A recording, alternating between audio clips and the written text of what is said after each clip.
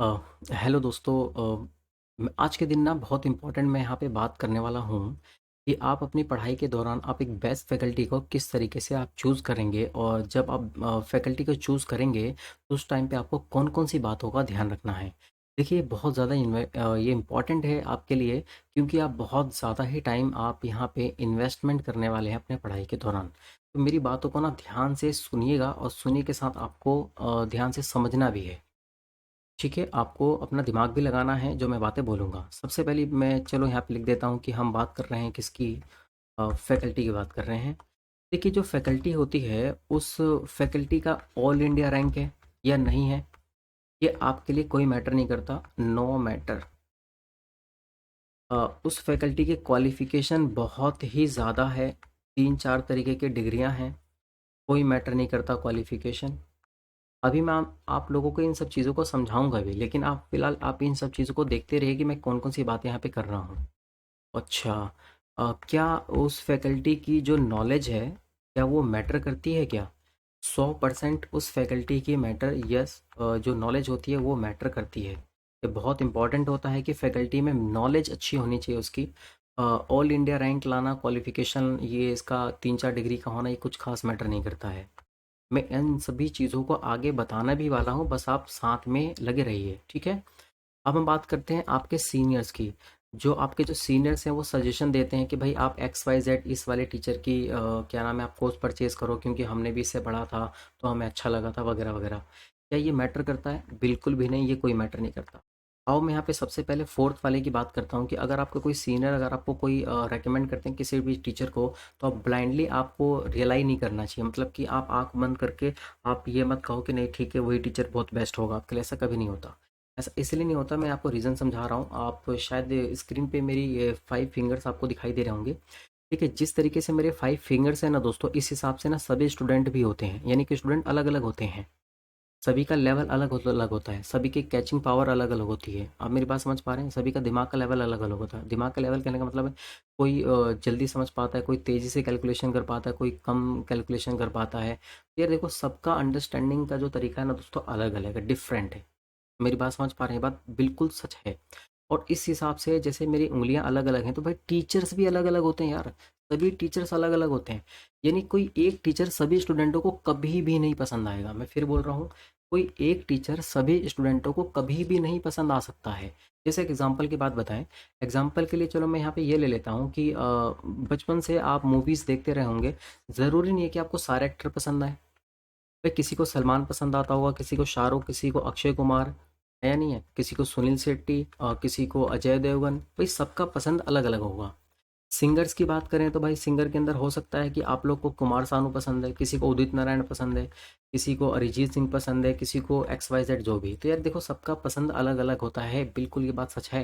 तो हो सकता है कि जो आपके सीनियर्स को टीचर पसंद आए हैं, यानी जो आपको सीनियर्स को जो टीचर पसंद आ गए हैं, वो एग्जैक्ट आपके लिए भी सूट हो, ये कोई भी मतलब कहीं ना कहीं प्रैक्टिकली नहीं है। भाई, आपके लिए भी वो चीज़ बिल्कुल भी परफेक्ट हो सकता है। हाँ, आप सीनियर्स की बातों को ज़रूर सुनिएगा, समझिएगा, और जिन टीचर्स के बारे में बोलेंगे, एक बार आपको उन टीचर्स को थोड़ा हल्का फुल्का सा थोड़ा सा ऑब्जर्व करने की ज़रूरत है।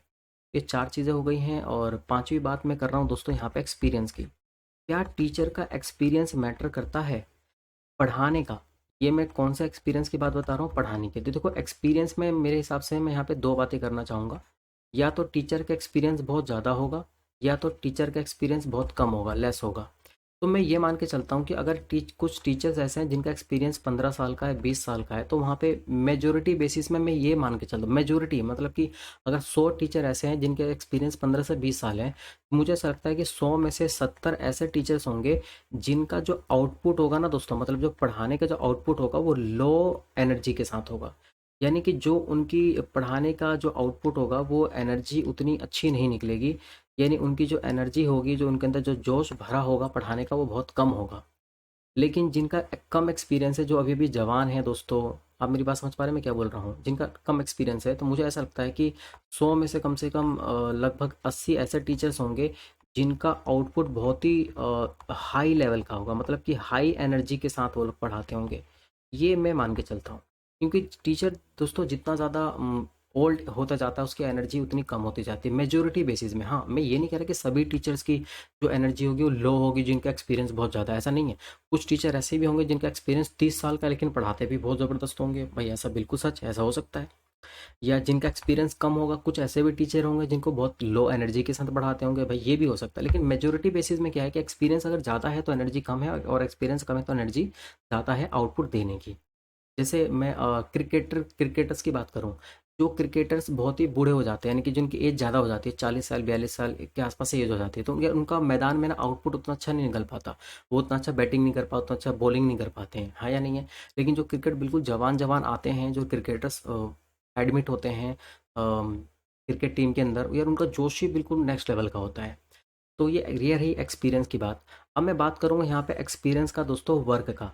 तो वर्क का मतलब मैं काम की बात बता रहा हूँ यहाँ पे। काम कहने का मतलब क्या है कि अगर आप मान लीजिए कि थ्योरी वाला सब्जेक्ट पढ़ रहे हैं, थ्योरी वाला जैसे कि एग्जांपल के लिए लॉ पढ़ रहे हैं आप लोग, टैक्स पढ़ रहे हैं आप लोग, या आप लोग ऑडिट पढ़ रहे हैं। आप लोग लॉ पढ़ रहे हैं, टैक्स पढ़ रहे हैं, या फिर आप लोग ऑडिट पढ़ रहे हैं। तो ये यहाँ मुझे ऐसा लगता है कि जो टीचर का जो एक्सपीरियंस है ना, वो काम का भी ज़रूर होना चाहिए, यानी कि उसको किसी ना किसी कंपनी के अंदर जो उसकी आर्टिकलशिप हुई होगी, या उन्होंने कहीं से जॉब वॉब किया होगा, तो यार इसका इनका थोड़ा बहुत तो कहीं ना कहीं एक्सपीरियंस होना चाहिए। क्योंकि आपको उन एक्सपीरियंस के बिहाफ पे आपको बहुत अच्छे अच्छे एग्जांपल दे दे के थ्योरी आपको, कहानियाँ आपको समझा सकते हैं, उनके कॉन्सेप्ट समझा सकते हैं। लेकिन जो आपको न्यूमेरिकल वाले सब्जेक्ट हैं, जैसे अकाउंट्स की बात कर रहा हूँ, एडवांस अकाउंट्स की बात करूँ, या फिर फाइनेंशियल मैनेजमेंट की बात करूँ, तो यार दोस्तों इसमें कुछ खास से वर्क का एक्सपीरियंस मैटर नहीं करता है। ये मेरा मानना है। क्लियर है कि नहीं? तो अभी मैंने आपको क्या बताया, अभी मैंने आपको ये बताया कि ऑल इंडिया रैंक मैटर नहीं करता है, क्वालिफिकेशन मैटर नहीं करती है, नॉलेज 100% मैटर करती है। 100% नॉलेज होना चाहिए। अगर टीचर के पास नॉलेज होगा तभी तो आपको जितने भी डाउट होंगे आपको उस डाउट का रिप्लाई कर पाएगा। जो भी आप क्वेश्चन पूछेंगे, जो आपके रेलिवेंट क्वेश्चंस होंगे, उस क्वेश्चन का सही सही सटीक सटीक जवाब दे पाएगा। हाँ, नॉलेज होगा तो अगर आपने 10 क्वेश्चन पूछा तो कम से कम 9 क्वेश्चन का तो कम से कम जवाब मिले। एक क्वेश्चन का एरर हो सकता है कैलकुलेशन की वजह से, या टीचर बताना कुछ और चाहता था, मुंह से कुछ और निकल गया, तो इतना चलता है, कोई दिक्कत नहीं है। लेकिन नॉलेज के हिसाब से यार जवाब ज़रूर मिलना चाहिए। सीनियर्स वाली बात मैंने आपको बता दी है, ये कोई भी मैटर नहीं करता है, ये मेरे अकॉर्डिंग है। नेक्स्ट वन हम बात कर रहे हैं दोस्तों एक्सपीरियंस की, तो एक्सपीरियंस के बारे में मैंने आपको पहले बता दिया है। और उसके बाद बात करता हूँ वर्क की, तो वर्क के बारे में मैंने आपको पहले ही बता दिया है। अब हम नंबर बात करते हैं नंबर 6 की। नंबर 6 यहाँ पे क्या बात करता हूँ, मैं आपको कुछ समझाने की कोशिश करता हूँ, प्लीज़ ज़रा ध्यान से देखिएगा। आपने स्कूलिंग कर रखी है, देखो आपका स्कूल या तो प्राइवेट होगा या तो आपका स्कूल गवर्नमेंट होगा, मेरी बात को ध्यान से देखिएगा। आपके स्कूल के अंदर हाई क्वालिफाइड टीचर, अरे भाई बाबू हाई क्वालिफाइड टीचर, स्कूल में हाई क्वालिफाइड टीचर होते हैं, ज़बरदस्त एक्सपीरियंस वाले टीचर होते हैं, चाहे वो प्राइवेट की बात करूं चाहे गवर्नमेंट की। यानी आपका स्कूल चाहे कितना भी महंगा क्यों ना हो, कितनी भी महंगी फीस क्यों ना जाती हो, 100 में से 90 बच्चे ना आज के टाइम पे ट्यूशन ज़रूर लेते हैं। यानी स्कूल में ज़बरदस्त टीचर होने के बावजूद भी ट्यूशन लेते हैं। इसका मतलब क्या है कि अगर स्कूल के टीचर की हाई क्वालिफिकेशन है, इसका मतलब ट्यूशन की तो ज़रूरत ही नहीं पड़नी चाहिए थी। एक्सपीरियंस बहुत ज़्यादा है तो ट्यूशन की ज़रूरत नहीं पड़नी चाहिए थी, लेकिन बच्चे फिर भी ट्यूशन लेते हैं। अब आप समझ जाइए कि क्वालिफिकेशन और ऑल इंडिया रैंक लाना या एक्सपीरियंस, यार ये सब चीज़ कुछ खास मैटर नहीं करती हैं। क्वालिफिकेशन एक अलग चीज़ है दोस्तों, ऑल इंडिया रैंक लाना एक अलग चीज़ है। जैसे पढ़ाना एक अलग चीज़ हो गया, वे ऑफ टीचिंग, यानी कि जो टीचर पढ़ा रहा है उसका वे ऑफ टीचिंग देखिए, उसका टीचिंग का तरीका कैसा है, उसका कम्युनिकेशन स्किल्स कैसे हैं। और ऑल इंडिया रैंक है, उसकी 3-4 डिग्रियां हैं, वो एक अलग मैटर है। पढ़ाना अलग मैटर है यार, ऑल इंडिया रैंक लाना अलग है, और 3-4 डिग्री लेना एक अलग है। ये बिल्कुल 100% सेपरेट बात है। अच्छा, सबसे लास्ट में, अगर आप किसी टीचर को, ये तो बात आपको ध्यान रखना है जब आप किसी टीचर को चूज़ करेंगे। अब हम बात करते हैं जब आप किसी टीचर को फाइनली चूज़ करने जा रहे हैं तो आपको क्या करना है, आपको करना है दोस्तों डेमो क्लास। उनकी डेमो क्लास ज़रूर देखिए, कहाँ पे, यूट्यूब के ऊपर। अच्छा, जब भी आप डेमो क्लास देखेंगे तो डेमो क्लास में आपको कौन कौन सी बातें ध्यान रखनी है, सर जल्दी बताओ ना यार। डेमो क्लास के अंदर सबसे पहले आपको ये देखना है कि उसकी कम्युनिकेशन स्किल्स कैसी है, उसका जो स्पीकिंग स्टाइल है दोस्तों वो कैसा है, क्या आपको वो भा रहा है, जो उसका स्पीकिंग स्टाइल है क्या वो आप लोगों को भा रहा है, क्या वो जो टीचर है क्लास के अंदर आपको गाइडलाइंस दे रहा है, क्या वो टीचर क्लास के अंदर कहीं डबल मीनिंग बातें तो नहीं कर रहा है। ये बिल्कुल नहीं होनी चाहिए दोस्तों, डबल मीनिंग बातें बिल्कुल गलत है, ये चीज़ कभी नहीं करनी चाहिए। यानी क्लास का माहौल कम से कम एक ऐसा बना के रखो जो बच्चे को नेगेटिव इम्पैक्ट ना डाले। हाँ, क्लास में थोड़े बहुत यार फन ज़रूर होने चाहिए, हंसी मजाक ज़रूर होने चाहिए, क्योंकि थोड़ा बहुत हल्का फुल्का सा यार इससे कहीं ना कहीं मज़ा भी आता है पढ़ने में, लॉन्ग टाइम सीटिंग करने में हमें कहीं ना कहीं हेल्प मिलती है। नंबर 6, जो क्लास के अंदर जो पढ़ाया जा रहा है उससे आपको आपका फंडामेंटल बेनिफिट मिल रहा है नहीं मिल रहा। फंडामेंटल बेनिफिट, फंडामेंटल बेनिफिट कहने का मतलब है कि भाई जो आपको पढ़ाया गया है, मैं क्या बोल रहा हूँ, जो आपको पढ़ाया गया है वो चीज़ आपको समझ में आई है या नहीं आई है। अगर आपको समझ में आ रहा है, क्लियर हो गया वही मामला, वो बेस्ट है।